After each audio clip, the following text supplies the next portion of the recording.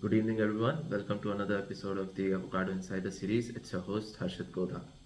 In this episode, we will continue our discussion with Lisa from Ripe Horticulture, Australia, and we talk about the main cultivars of Australia and the rootstocks as well.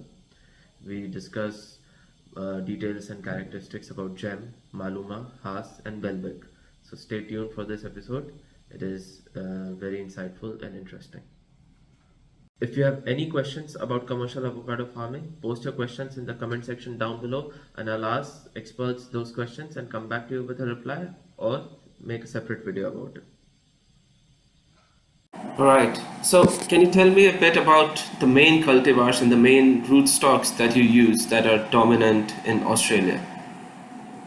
Sure. So, Hass, main cultivar, and that's grown in all regions. Up north, in North Queensland, with the hot, humid weather, they don't get the yields as much, but they can still grow. They still might get 10 tonne a hectare sort of things, 15 on a good year. Whereas Shepherd avocado is a green skin. That's that's only grown in the north, so it's only grown in Queensland really.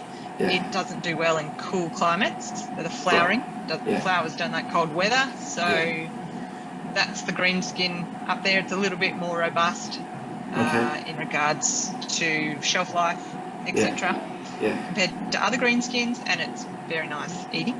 But predominantly, 90% Hass. Rootstocks, there's a lot out there. We went through a bit of a phase there for about 5 years where people couldn't get the rootstock that they wanted. It was a 3-year wait to get what they needed. So people just put in whatever they could get, which I'm sure will come back and bite us all. But Maluma and Velvick's probably one of the biggest standard in Australia, and that's a really strong, high vigor tree, and so it can kind of outgrow Phytophthora problems, so it just grows so much. So it's sort of a low density planting tree. You can't really, you can try high density, but there's a lot more management required there. Probably Doosa's fairly popular, but hard to get because Doosa actually takes about 2 years to grow in this, or 18 months to actually grow. So unless you ordered your trees 2 years before you wanted them, you have that lag, whereas the seedlings are sort of 10 to 12 months. So then there's reed is really common. It's very susceptible to Phytophthora. Satano. Wait, reed as a rootstock? Okay. So I'm growing reed as a cultivar, like I'm growing it for the fruit. Yeah, we have that too. Very low numbers. There's also Gem as a cultivar here. Maluma. So how are those performing, Gem and Maluma? So Maluma, they don't seem to last very long on the tree. Like it's like you have 3 weeks once they're mature to get them off, or they split and drop. Which kind of then you can't really put too much in, because if 3 weeks is the amount of time you've got to get around to pick, then you're sort of limited with how much hectares you can put in of that. But it is it's earlier than Hass, and so it has a market advantage up in the north of Queensland. And it seems to be growing okay. It seems to take a while to settle down here. So very juvenile trees that just want to flush vegetation. But this year we've actually seen a lot of sort of 5-6 year old trees actually set a good crop, which is they've been a little bit hard, and we haven't really worked out why. Gem, I love Gem. I think they'd be great. We've planted Gem in our own farm, so I probably forgot to mention that we also have a ultra high density orchard that we're sort of trialling. Bundaberg in Queensland. What's this spacing? 1,000 trees, 3 by 3 meters. That's quite close. A sort of a headland. Every 5 rows we have a headland where a spray track, and we spray over the top, which with equipment that we built, and it's sort of how they do vegetable cropping here. You sort of do 5 rows and then a spray track in the middle. That sort of concept.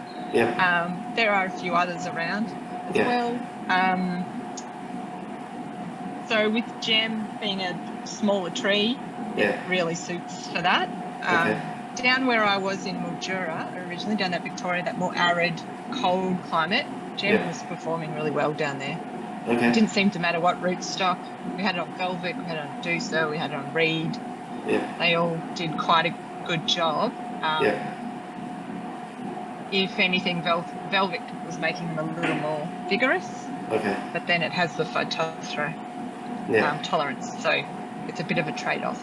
But it's because its fruit hangs inside the tree. It was really good in the high heat and the cold. So you might get a bit of tip burn on the outside of the tree, but the fruit inside didn't get damaged. And that was good. And it was a high producer. Whereas in a more tropical region, a subtropical region, we're not getting the yields, I don't think, as much as well. But it seems they're having more growth, like more vegetative flushes than down south. So, which is normal for any tree, like any variety, that happens. But yeah, I don't know. It seems like this competition flush between flowering and fruit set for gem is really strong up here. So we're just playing around with some really high rates of growth regulator to try and stop it. And that seems to have worked this season. So how? I hope you liked the video. Thank you for watching. Before I go, please subscribe to my channel. That way you will automatically get notified whenever I publish new content. Bye.